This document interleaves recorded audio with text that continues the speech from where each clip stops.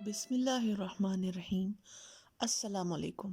میرا آج کا موضوع OCD ہے، یعنی obsessive compulsive disorder۔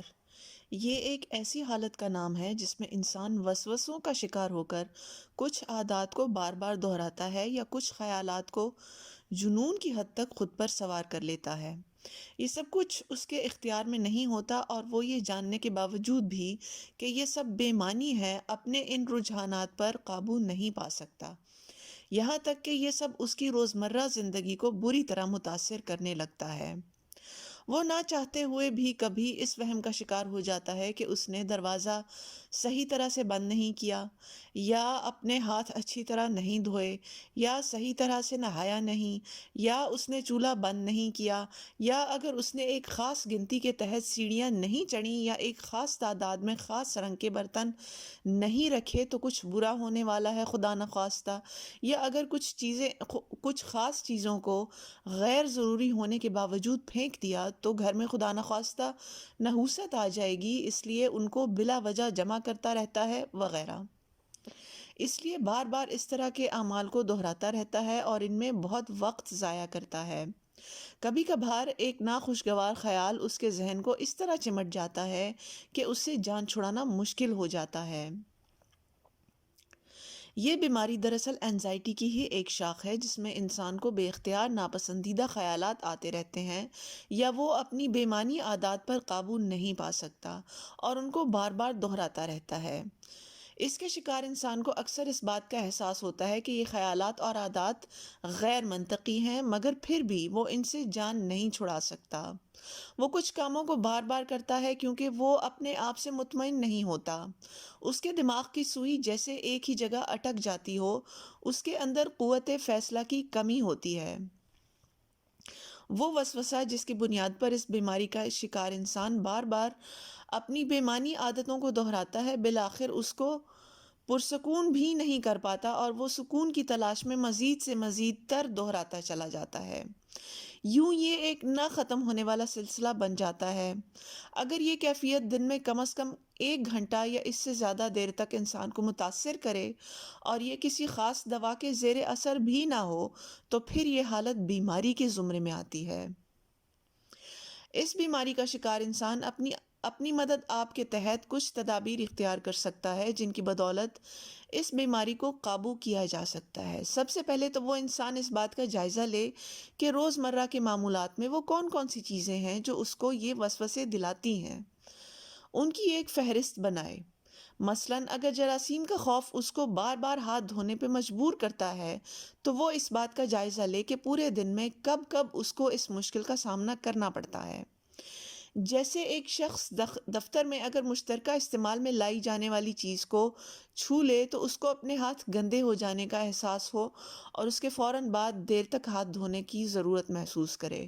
اسی طرح اگر غلطی سے فرش کو چھو لے تو اس سے بھی زیادہ شدت سے اپنے ہاتھوں کو دیر تک دھونے کی ضرورت محسوس کرے۔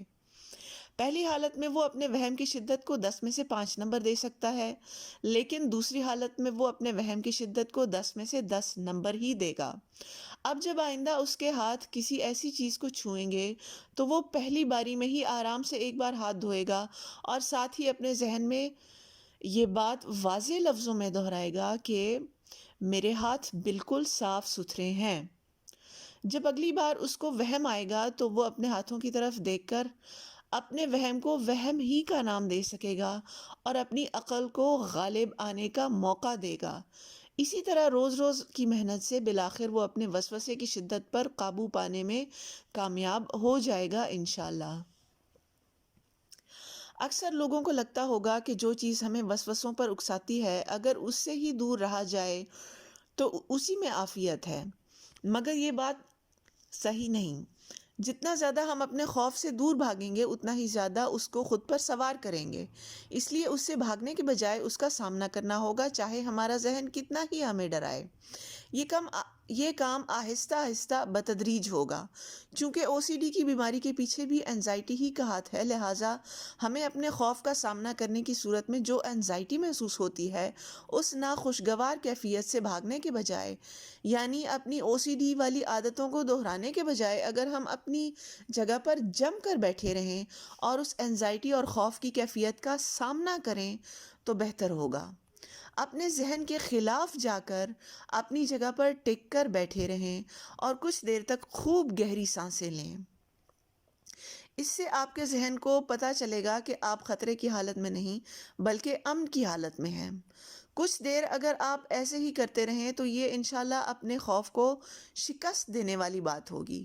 جب تھوڑی دیر بعد آپ کی طبیعت ٹھیک ہو جائے گی تو آپ کو پتہ چلے گا کہ دراصل یہ اتنا بڑا بھوت نہیں تھا جتنا کہ میرے ذہن نے اس کو تصور کر لیا تھا۔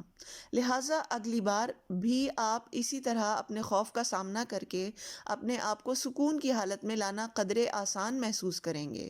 اسی طرح کرتے کرتے انشاءاللہ آپ ایک دن ان وسوسوں سے نجات پا لیں گے، مگر شرط یہ ہے کہ سب سے پہلے چھوٹے خوف کا علاج کیا جائے، بڑے خوف کا نہیں، تاکہ جب آپ کا خود پر اعتماد چھوٹے خوف کو قابو کرنے پر بحال ہونا شروع ہو جائے تو آہستہ آہستہ بڑے خوف کا سامنا کیا جائے، تاکہ یکدم شدید خوف کا شکار ہو کر آپ کی حالت غیر نہ ہو جائے۔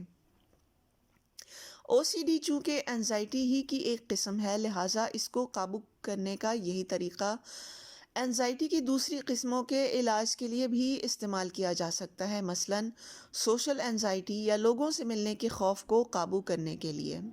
یہ طریقہ مریض پر بوجھ ڈالے بغیر تدریج کے ساتھ اس کے خوف کا علاج کرتا ہے۔ امید ہے کہ آج کی ویڈیو سے آپ کی معلومات میں اضافہ ہوا ہوگا۔